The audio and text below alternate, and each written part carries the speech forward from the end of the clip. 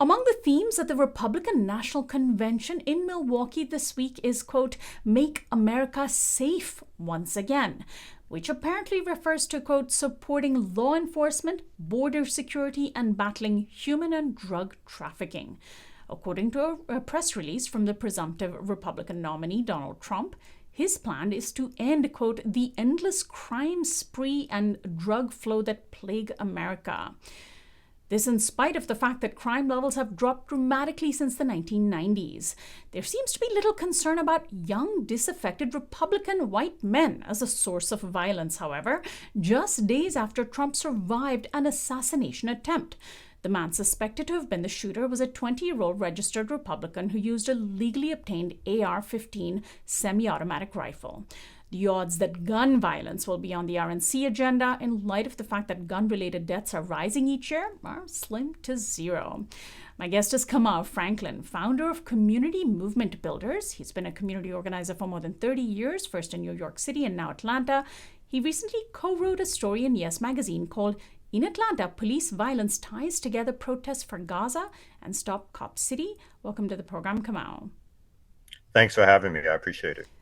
Last time you and I had talked together on this program, it was about Cop City. And of course, you've been very active on that issue, and we'll be talking about that. But let's first focus on this issue that I started out discussing, which is that the Republican Party has made it a pretty good business of whipping up fear around imagined rises in violent crime.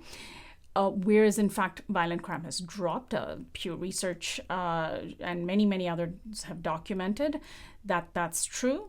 They've also documented that gun deaths, gun violence, suicides by guns, basically fatalities from guns, especially towards young children, have risen dramatically. And the fact that Trump himself nearly lost his life from gun violence seems to not matter. There is so much irony there. I don't even know where to start. So, what are your thoughts and comments on this?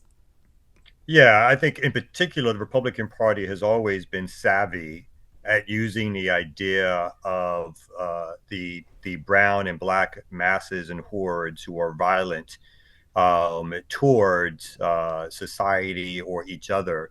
And so, therefore, their trope they use to call for more law and order. Like there's something that we got during the Nixon administration all the way back in the 70s that has continued through different, in particular, not exclusively, but in particular, Republican talking points in terms of the presidential level or the federal government level. Again, the Democrats have done this also, but the Republicans have made it an art form.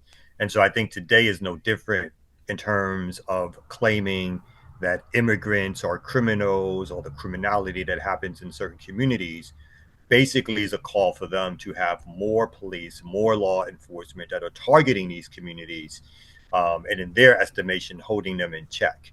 And so it doesn't matter for them what the facts are on the ground. It doesn't matter for them around who has been showing themselves to use these indiscriminate acts of violence, of mass shootings and targeting people.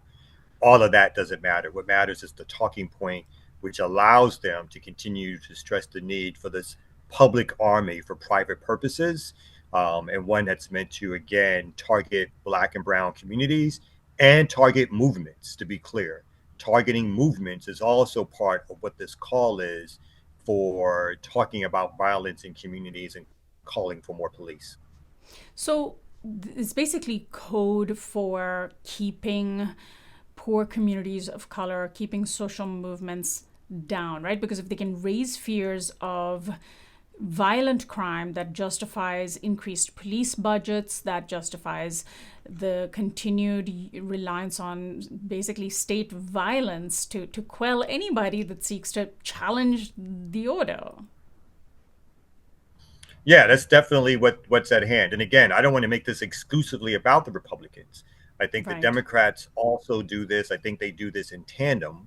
I think Democrats, particularly at the local level, claim to be concerned and worry about police violence or on Black people, but continually do the same things that Republicans do in terms of increasing the budgets of policing agencies, calling for more police, again, building cop cities.